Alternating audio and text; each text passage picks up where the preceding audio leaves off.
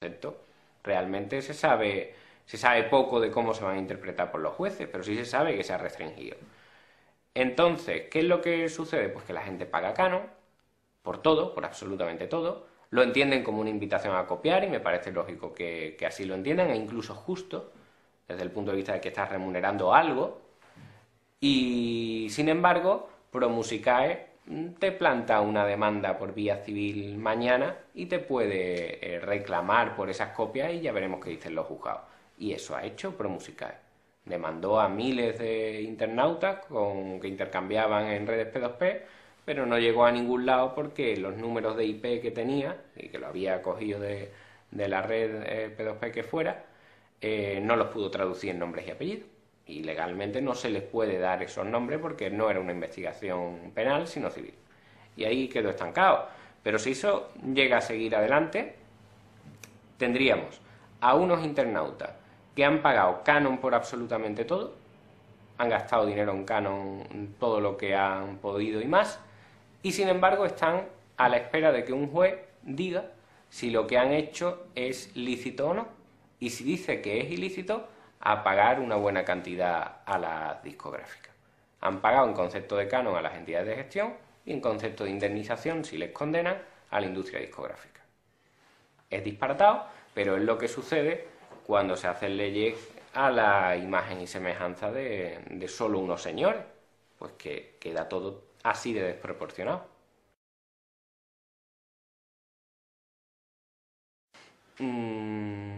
Vamos a ver, la justificación de la existencia de GAE en realidad tiene cierta lógica. Es decir, la entidad de gestión lo que hace es aparecer en el momento en el que la utilización masiva de las obras resulta incontrolable para los titulares de los derechos.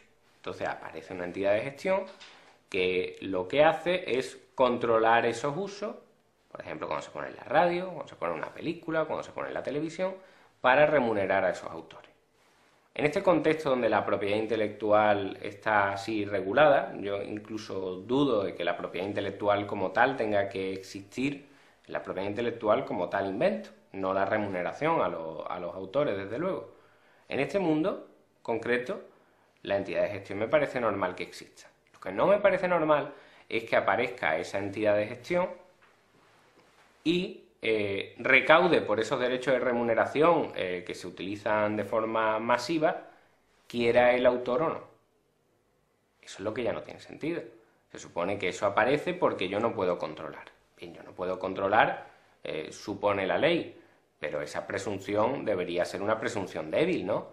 Es decir, no lo puedo controlar, pero quizá es que yo no quiero controlar tales derechos, o igual puedo controlar esta parcela y déjeme usted gestionar mis derechos yo solo, pero es que resulta que hay derechos que son de ejercicio únicamente de las entidades de gestión. Hay derechos de remuneración que son de ejercicio exclusivo a partir de entidades de gestión. Por lo tanto, si tú eres un autor Creative Commons y quieres, por ejemplo, recaudar el dinero del canon, famoso canon, pues no puedes. No puedes recaudar, porque tiene que ser a través de GAE. Y resulta además, y esto es algo de en lo que criticó la Comisión Nacional de Competencia, es que GAE solo hay una. Hay 8 entidades de gestión, pero que se dediquen a lo que se dedica cada una de ellas, solo hay una. Por eso son monopolísticas todas ellas consideradas. Solo puedo irme con GAE, no puedo irme con ninguna otra. Por lo tanto, tengo que firmar el contrato de adhesión que me propone GAE, que es uno con las condiciones que sean, y durante 3 años, y les cedo en exclusiva la gestión de todos mis derechos y dejé de ser autor Creative Commons. Por lo tanto, hay una gran cantidad de autores que no pueden ejercer determinados derechos si no pasan por el aro de ceder la gestión exclusiva de todos ellos a una entidad de gestión. Eso es lo preocupante. Sí, la Comisión Nacional de Competencia ha criticado esto respecto de la falta de transparencia. La Comisión dice que el principal problema, uno de los principales problemas, es, por ejemplo, el catálogo de las entidades de gestión. Es absolutamente imposible hacerse con ello. Pero ni en los juicios, ni aunque lo pidas como prueba, no hay manera. Y es desde luego un documento imprescindible. Desde el momento en el que tú estás diciendo que por utilizar aquellas obras que son de mi repertorio, ¿me tienes que pagar? ¿Qué duda cabe que la gente que quiere utilizar obras intelectuales le parecería muy útil saber cuál es tu repertorio? Dígame usted cuál es su repertorio y no lo pongo y no le pago. Pero no hay manera. O sea, yo no tengo un listado usable de GAE para saber qué pongo y qué no pongo. Eso es una crítica y una queja continua. Cada vez que viene un bar a este despacho y me dice, mira David, que es que resulta que me ha venido la GAE y me ha puesto una demanda, yo no quiero poner sus obras. ¿Cuáles no tengo que poner? No se sabe. No se sabe. No pueden hacerlo, así de sencillo. Y respecto al resto de críticas, el sistema de representación de GAE y del resto de entidades de gestión es que es bastante sorprendente. Resulta que para poder presentarte a miembro de la junta directiva de GAE, tienes que reunir lo que se llama 5 votos, que se reparten en función de los ingresos que tengas anuales de recaudación. De tal manera que 5 es el máximo. Los que más ganan consiguen tener 5 votos y por lo tanto son los que más ganan los que pueden decir yo os puedo representar. Y ese es el criterio. El criterio no es la capacidad de representación, el criterio es que recaudo un montón de pasta. Y como recaudo un montón de pasta, seguro que soy un presidente magnífico. Y después también ocurre que para poder elegir entre esos privilegiados, también te reparten en función de tu recaudación un número de votos determinado, de 1 a 5. De tal manera que si recaudas una buena cantidad, pero no suficiente como para ser de la élite, pues tienes un voto. Que recaudas muchísimo, pues 5 votos te damos. Y entre medio todos los demás. De tal manera que en las últimas elecciones de GAE, solo el 10% pudo votar. Y dentro de ese 10% con diferencias. Dentro de ese 10% también hay clases. Unos tenían un voto y otros tenían 5. Y ese es el sistema de representación de GAE. Por lo tanto, cuando se habla de por qué GAE es tan conservadora con sus tesis, por qué es tan agresiva y por qué quiere continuamente frenar los avances tecnológicos, pues la respuesta se encuentra en su sistema de representación. Es evidente. Si los únicos que son elegibles son los que más dinero reciben, es decir, a los que les va bien con este sistema y están ganando dinero con él, y los únicos que pueden votar son también los que están ganando dinero con este sistema y les va bien, porque iban a querer cambiarlo. Es decir, si Ana Belén, que se puede presentar a la junta directiva, le va bien con la industria discográfica tal cual porque ella se ha hecho famosa, ¿por qué iba a querer un cambio? Si es que le va bien.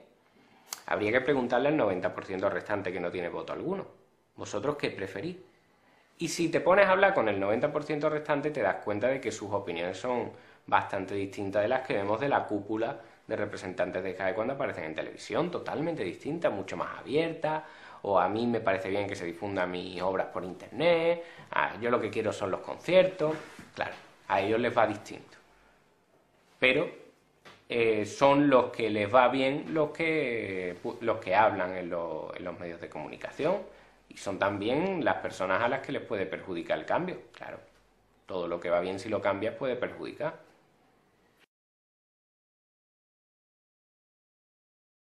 Sí, esa fue otra crítica de la Comisión Nacional de Competencias, que efectivamente decía que había una gran cantidad de dinero que no era objeto de reparto porque las entidades de gestión decían que no sabían qué titulares son.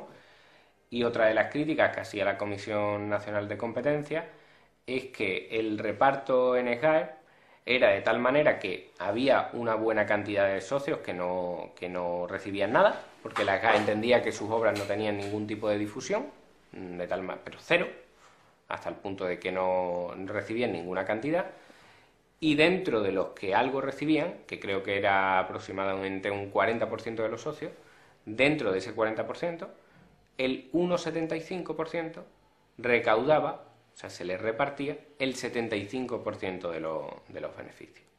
El 1,75% de los que algo recaudan se lleva el 75%.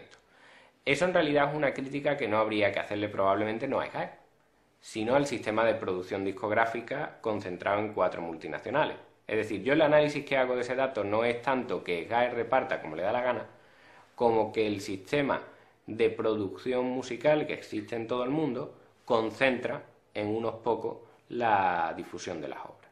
Es decir, la industria discográfica lo que le interesa es un mercado predecible, que se concentre en 600 cabezas visibles en todo el mundo, pero no más de 600, y que sea controlable. Un sistema de producción por el cual yo sé que si saco un disco más de Bisbal o otro más, un año después de haber sacado el anterior, me lo van a comprar.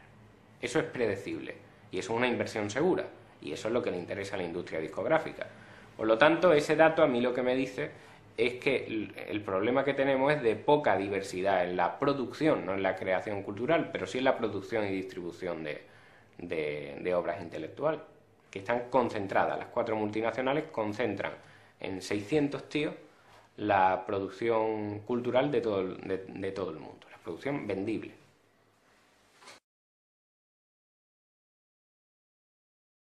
Un tipo tiene un bar donde pone música, todavía no entramos en qué tipo de música, y un día pues viene un agente de SGAE que le dice: usted tiene que firmar un contrato y tal y cual.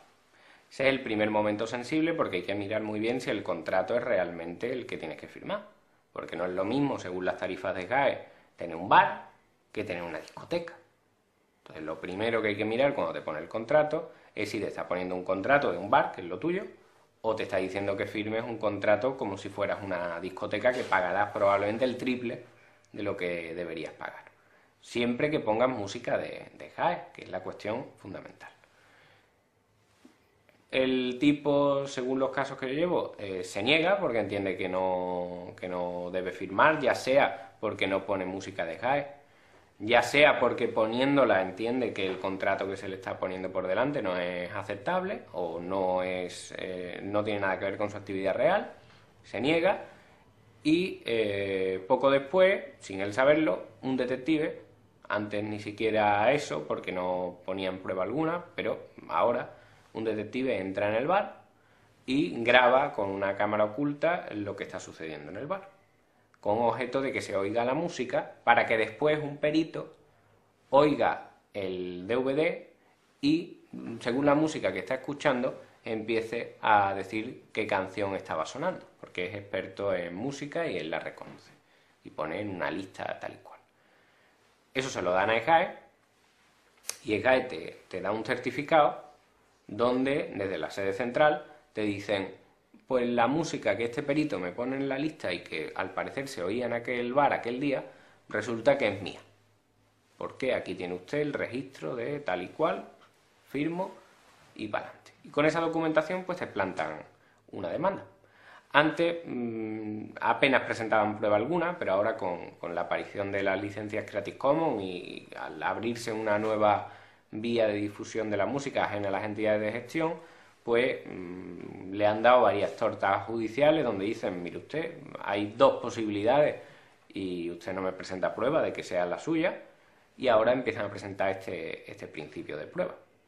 Yo tengo un caso bastante curioso, que es aquí en Sevilla, donde el tipo, que es un tema que además está pendiente todavía de juicio, incluso de audiencia previa, que la tengo dentro de 2 semanas, donde el detective viene a grabar al bar, y resulta que en el vídeo del detective entra y se ve la puerta del bar, un cartel gigante que queda grabado en el vídeo del detective de SGAE, un cartel gigante donde pone: aquí no